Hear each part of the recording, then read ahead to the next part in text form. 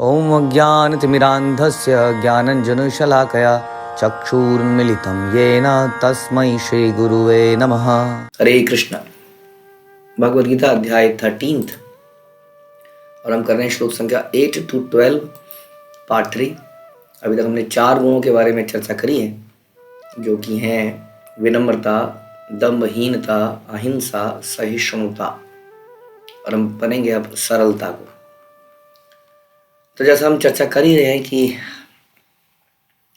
इस सारे गुणों का पर्पस, क्योंकि हम कह रहे हैं ज्ञान है, अगर इसको हम ज्ञान मान रहे हैं और भगवान कह रहे हैं इसके अलावा जो भी है वह ज्ञान है, तो इसका मतलब इनका कोई साधारण मीनिंग नहीं हो सकता, इनका मीनिंग कुछ दिव्य होना चाहिए। तो सरलता का अर्थ है बिना किसी कूटनीति के मनुष्य इतना सरल हो कि अपने शत्रु तक से वास्तविक सत्य का उद्घाटन कर सके। अब सरलता के और भी कई सारे मीनिंग है। हम सोच सकते हैं जीवन को बड़ा सरलता से जीना, मतलब साधारण जीवन बनाना, अपने वेशभूषा को सरल बनाना, अपने खान पान को सरल बनाना। तो ये चीज़ें करना फिर भी थोड़ा आसान है, लेकिन अपने विचारों को सरल करना बड़ा मुश्किल है। इतना सरल है, कूटनीति के बिना व्यक्ति इतना सरल है। कहते हैं कि साधु वही है जिसके हृदय में तो चलता है, वही उसके मुंह में होता है, वही उसके करनी में होता है। उसका डुप्लीकेट बिहेवियर नहीं होता है, वो किसी को धोखा नहीं देना चाहता है कभी भी। हालांकि इसको भी शास्त्रों के अनुसार समझना पड़ेगा। हम सुनते हैं कि एक ब्राह्मण ने देखा कि गाय भाग रही है, उसके पीछे कसाई भाग रहा है। हाँ, कसाई पूछता है कहाँ कुछ गाय को जाते हुए देखा तुमने? तो ऐसे में गाय को बता देना, आप कहोगे धोखा नहीं देना चाहिए, बता देना चाहिए गाय उधर को गई है। तो ये जो है अनुकूल नहीं है, वास्तव में कृष्ण की सेवा के अनुकूल नहीं है। For protecting devotees and protecting the religion, धर्म की रक्षा करने के लिए, हायर पर्पस के लिए आदमी को ये करना पड़ता। तो ये ऐसे में सरलता जो है, ऐसे में मैं कहूँगा जो सच बताते वो सरल व्यक्ति नहीं है, वो बड़ा जटिल व्यक्ति है, क्योंकि अपने आप को सत्यवादी ठहराने के लिए उसने किसी की जान ले ली। तो इस प्रकार से भगवान सत्य के बारे में बोलते हैं कि सत्य वो है जो मधुरता से, सरलता से, प्रेम से बोला जाए और दूसरे के हित के लिए हो। जो हित के नहीं है उस सत्य का क्या लाभ? तो इसलिए सरलता का मतलब उसी अनुसार समझना पड़ेगा। ऐसी सरलता अपने सबसे बड़ी इंपॉर्टेंट यहाँ बता रहे हैं कि कूटनीति से रहित। तो कूटनीति जब धर्म की रक्षा के लिए की जाए, जैसे कि भगवान हम देखते हैं भगवद गीता में, महाभारत में, वो कूटनीति दुष्टों का उन्मूलन करने के लिए की गई कूटनीति है। माना कूटनीति इसलिए उसको नहीं कहेंगे, वही नीति है वास्तव में। संजय बोलते हैं कि जहाँ कृष्ण है, जहाँ अर्जुन है, वहीं विजय है वास्तव में, और वही सत्य है। धर्म क्या है? जो कृष्ण निर्धारित करें वो धर्म है। अब इसमें कई मॉरलिस्ट आ जाते हैं, कहते हैं नहीं ये तो धर्म नहीं है, देखिए क्या धर्म है। ये जो रासलीला है क्या ये धर्म है? अगर भगवान ये बोलने लग जाए हमको कि मेरी सारी प्रकृति है, वास्तव में मैं ही स्वामी हूँ, तुम मेरी पत्नियों के साथ भोग कर रहे हो, क्या ये सही है? जिनको हम अपनी पत्नियां मान रहे हैं, जिस संपत्ति को हम अपना मान रहे हैं, वो तो भगवान की है और हम उसको अपना मान रहे हैं। तो तो इस प्रकार से सोचना होगा वास्तविक स्वामी कौन है। तो कूटनीति किसे कहते हैं ये समझना पड़ेगा। इसलिए सरलता इतना सरल विषय भी नहीं है। सरलता से समझ में नहीं आती है कि सरलता कहते किसको है। ये बड़ा कॉम्प्लेक्स सब्जेक्ट है। इसलिए आप बता रहे हैं कई बार व्यक्ति अपने शत्रु तक से वास्तविक सत्य का उद्घाटन कर देता है। इतना सरल उसका जीवन है। तो मुख्यतः पर्पज ये है कि अपने लाभ के लिए, अपनी इंद्रिय तृप्ति के लिए वो किसी को धोखा ना दे। वो इस प्रकार का, और साथ में अपना जीवन को कैसा सरल बनाए, अपने खान पान को, क्योंकि जितना कॉम्प्लेक्स बनाएगा उसके लिए उतना प्रयास अधिक करना पड़ेगा। जितना सरल बनाएगा हर चीज़ को उतना ही आसानी से जिएगा। जैसे सरल व्यक्ति किसी भी यात्रा में जा सकता है, किसी भी जगह में जा सकता है। कई यात्राएं ऐसी जगहों में हैं जहाँ कोई होटल नहीं है, कोई सुविधा नहीं है। अब व्यक्ति चाहिए नहीं, उसको तो एकदम क्लीन टॉयलेट चाहिए, तभी वो उसका मल निकलता है, नहीं तो मल नीचे को निकलता ही नहीं है। मतलब अब अगर ऐसी आदत पड़ जाएगी तो बड़ी समस्या हो जाएगी। जीने में कई ऐसी जगहों में जाना पड़ता है, खासतौर पे भक्ति योग में, क्योंकि भगवान की लीला स्थलियाँ कई जगह ऐसी जगह पर भी हैं, तो हर जगह कन्वीनियंस नहीं मिलेगी। तो अगर हम जीवन सरल बनाएंगे तो कॉम्प्लिकेटेड सोफेस्टिकेटेड जगह में भी रह लेंगे और सरल जगह में भी रह लेंगे। लेकिन अगर सोफेस्टिकेटेड ही बने रहे तो सोफिस्टिकेटेड जगह में रह पाएंगे, सरल जगह पे नहीं रह पाएंगे। तो व्यक्ति को फ्लेक्सिबिलिटी बनाए रखने के लिए अपने अंदर सरलता लानी चाहिए। और साथ में अगला पॉइंट है प्रामाणिक गुरु के पास जाना। बड़ा महत्वपूर्ण पॉइंट। भगवान कह रहे हैं ये ज्ञान है, प्रामाणिक गुरु के पास जाना ही ज्ञान है। आजकल की डेट में या तो गलत गुरु बना लिए गए, या ऐसा कल्चर बन गया कि गुरु की क्या आवश्यकता है, गुरु तो धोखा देते हैं। इससे बेहतर है कि गूगल पे, यूट्यूब पे, अलग अलग जगह पर ऐप्स में सारा ज्ञान अवेलेबल है। सारे लेक्चर्स भी अवेलेबल है, सारी बुक्स सारी बुक्स भी अवेलेबल है। तो क्या लाभ है गुरु बनाने का?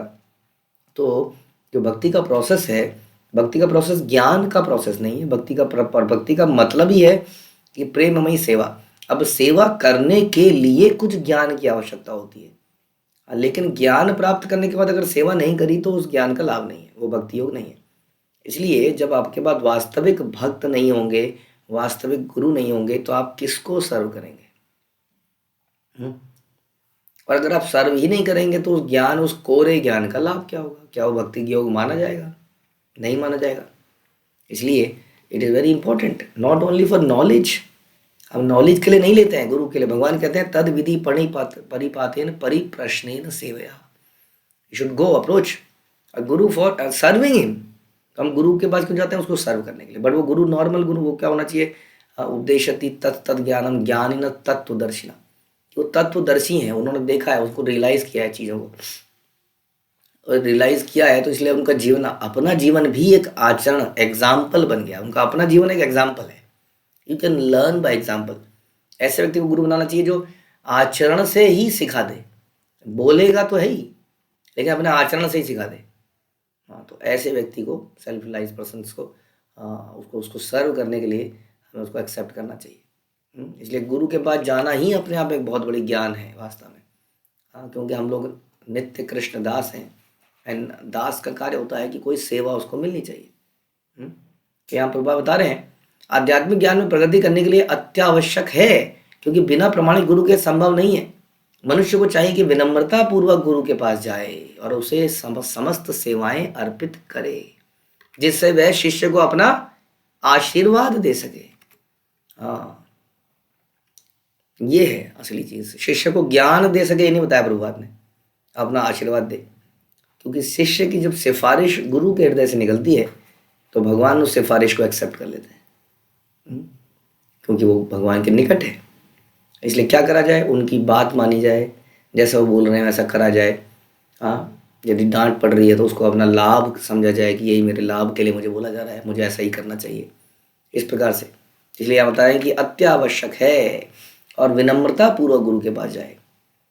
चैलेंजिंग में गुरु के पास नहीं जा सकते। आप गुरु का टेस्ट नहीं लेते। कई लोग क्या करते हैं, कई लोग टेस्ट लेते हैं, भक्तों का टेस्ट लेते हैं, गुरु का टेस्ट लेते हैं। We are not eligible to take test of anybody.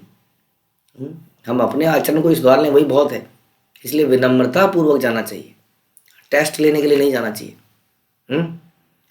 चूंकि प्रामाणिक गुरु कृष्ण का प्रतिनिधि होता है, अतएव यदि वह शिष्य को आशीर्वाद देता है तो शिष्य तुरंत ही प्रगति करने लगता है। क्योंकि जो है दिव्य ज्ञान हृदय में प्रकाशित होता है। ध्यान रखिए, दिव्य ज्ञान खोजा नहीं जाता। It's not a matter of research. ध्यान रखने की बात है। ऐसा नहीं कि यदि आप 10 साल तक रिसर्च करते रहेंगे तो आप भक्त बन जाएंगे। नहीं, ये तो हम अपने एग्जाम्पल से जानते हैं। इस्कॉन में जुड़ने से पहले मैं पर्सनली गीता लगभग 8-10 साल से पढ़े जा रहा था। कुछ परिवर्तन उसमें आए थे, बट नेग्लिजिबल। लेकिन जब हमने गुरु परंपरा को स्वीकार किया तो इतनी जल्दी परिवर्तन आए कि इसका कोई जवाब नहीं है। इसलिए 8-10 साल तक भी कोई अगर रिसर्च करता रहे भगवद गीता के ऊपर तो कोई हाथ में नहीं आएगा उसके। ध्यान रखिए, ये कोई रिसर्च का सब्जेक्ट नहीं है, ये प्रकाशित होता है। दिव्य ज्ञान हृदय प्रकाशित, हृदय में प्रकाशित होता है। ये मिलता है हमें गुरु और कृष्ण की कृपा से। कृष्ण कब तब कृपा करते हैं जब गुरु प्रसन्न होते हैं। इसलिए बता रहे हैं कि वो अपने गुरु के पास जाए और समस्त सेवाएं अर्पित करे, जैसे वह शिष्य को अपना आशीर्वाद दे सके। चूंकि प्रमाणिक गुरु कृष्ण का प्रतिनिधि होता है, अतएव यदि वह शिष्य को आशीर्वाद देता है तो शिष्य तुरंत प्रगति करता है, भले ही वह विधि विधानों का पालन ना करता रहा हो। क्योंकि जब कोई व्यक्ति नया आता है तो वो विधि विधानों का पालन नहीं कर रहा होता है। हाँ, फिर भी यदि वो अपने आचरण से, अपने सरेंडर से, अपनी सरलता से गुरु को प्रसन्न कर लेता है, अपनी सेवा भाव से, तो उसका बड़ी तेजी से प्रोग्रेस होने लगता है। जो उसके नियम पालन नहीं हो रहे थे, बड़ी जल्दी नियम पालन होने लगते हैं, सारी बुरी चीज़ें छूटने लग जाती हैं। ये वास्तविकता में होता है।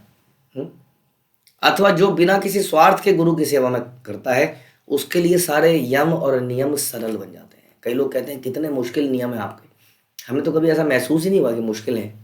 क्योंकि जो इस प्रकार से अपने जीवन को सरेंडर करता है, उसके लिए हर नियम एक नया चैलेंज मिल जाता है। इट्स न्यू चैलेंज, यस हम इसको भी करेंगे।